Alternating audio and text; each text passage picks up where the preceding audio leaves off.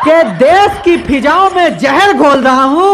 और नमस्कार मित्रों, मैं अंबानी का कुत्ता चौकीदार बोल रहा हूं कि झूठ की दुकान सजाए बैठे हैं, हिंदू को मुस्लिम से लड़ाए बैठे हैं और खुद को देश का चौकीदार बताने वाले देश में ही लूट मचाए बैठे हैं। तो देश में हिंदू मुस्लिम की राजनीति इसलिए की जा रही है ताकि बढ़ती हुई महंगाई, बेरोजगारी, भुखमरी पर कोई सवाल ना उठा सके।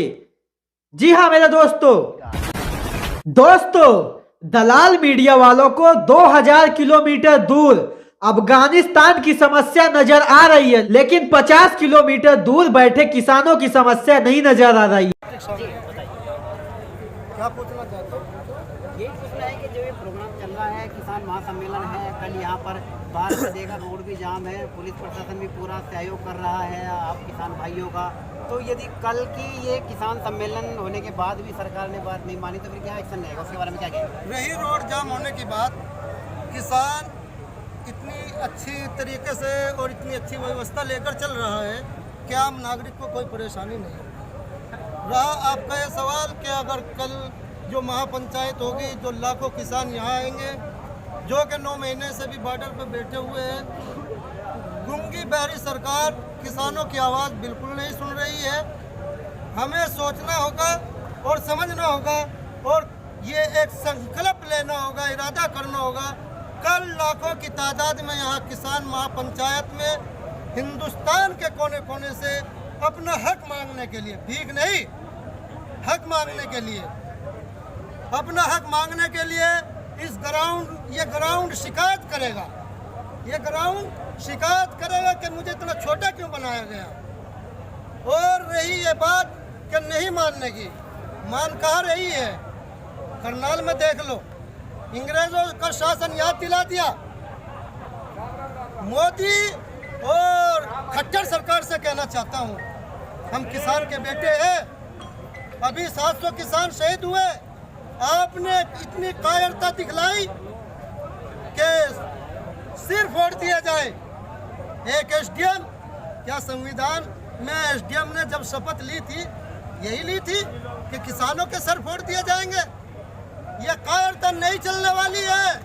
किसान एकता और पूरे हिंदुस्तान के किसानों की छातियां गोली खाने के लिए तैयार है।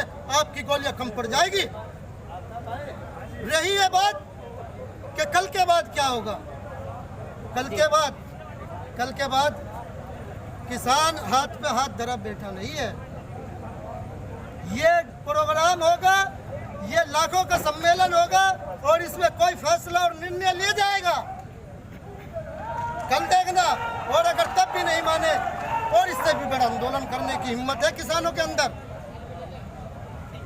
किसानों का जोश यहाँ पर बहुत जबरदस्त नजर आया है। कैसे कैसे लोग सियासत में आ गए हैं और कैसे कैसे लोग आना चाहते हैं। गुंडे, बदमाश, 2 नंबर के लोग दौलत कमा के सियासत में आना चाहते हैं ताकि अपने ऐबों को छुपा सकें। ऐसे लोगों को मैंने इस नज़्म में शरीक किया है। मैंने अभी पिछले दिनों देखा टीवी पर, सरहदों पर बहुत तनाव था और वहां से जनाजे आ रहे थे सरहदों से हमारे जवानों के, और जिन घरों में जनाजे जा रहे थे वो मिट्टी के मकान, बोसीदा मकानात, उनके बच्चों के जिस्मों पर चीथड़े लिपटे हुए, उनके घर वालों के माँ के, बाप के और बीवी के जिस्म पर मैले कुचैले कपड़े। तो मैंने कहा कि ये जो हमारे सरहदों पर हमारी हिफाजत कर रहे हैं वो बेचारे इस हालात में रहते हैं, और जो हिंदुस्तान को लूट रहे हैं वो ऐसी महलों में रहते हैं। ये नहीं होना चाहिए। बस यहाँ से इस नज़्म का वजूद हुआ। मैं पेश करता हूँ, दुआएं चाहता हूँ। समझ अर्ज किया है कि चाहे वो उस्मान हो, दिलबाग हो या हो वो राम, चाहे वो उस्मान हो, दिलबाग हो या हो वो राम, फौज के सारे जवानों को मैं करता हूं सलाम। एक बार जोरदार तालियां बजाकर मुझे इजाजत दीजिए आप इन मिसरों पर, तब नज्म आगे बढ़ती है। नज्म अच्छी लगे तो एक शख्स खामोश नहीं रहेगा, लेकिन नज्म अच्छी नहीं हो तो बिल्कुल खामोश रहिएगा। मैं समझ लूंगा कि मैं नाकाम हूं नज्म कहने।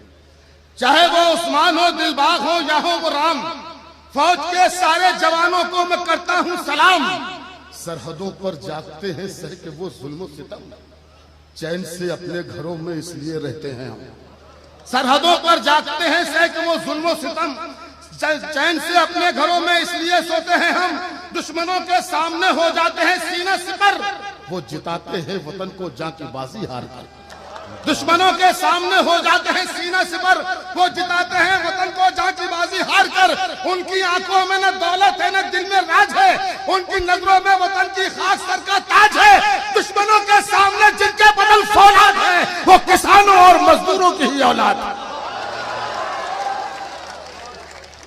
दुश्मनों के सामने जिनके बदन फौलाद हैं, वो किसानों और मजदूरों की ही औलाद हैं। क्यों किसी नेता का बेटा जंग पे जाता नहीं? दुश्मनों के सामने जिनके बदन फौलाद हैं, वो किसानों और मजदूरों की ही औलाद है। आजम भाई नेताओं की सफ में नहीं आते, आजम भाई इंसानों की सफ में आते हैं, रहनुमा की सफ में आते हैं, रहबर की सफ में आते हैं, नेता की सफ में नहीं आते।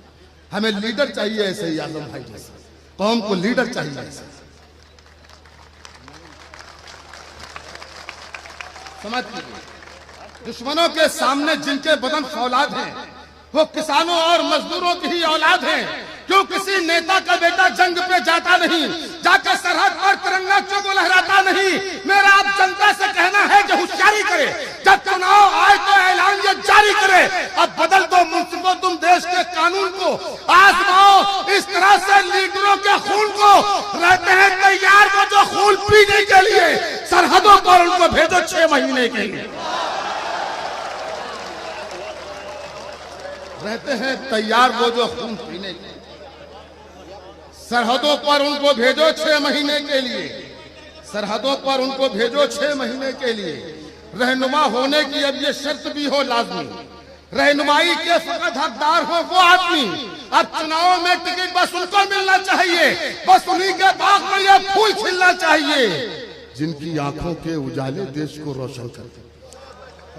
बस उन्हीं के बाग में ये फूल खिलना चाहिए जिनकी आंखों के उजाले देश को रोशन करें, जिनके पाले देश पर कुर्बान तन मन धन करें, जो सुकून अपना लुटाएं इस वतन के वास्ते, अपनी धरती के लिए, अपने गगन के वास्ते, जो करें तैयार बच्चों को शहादत के लिए, जिनके बच्चे सरहदों पर हैं हिफाजत के लिए।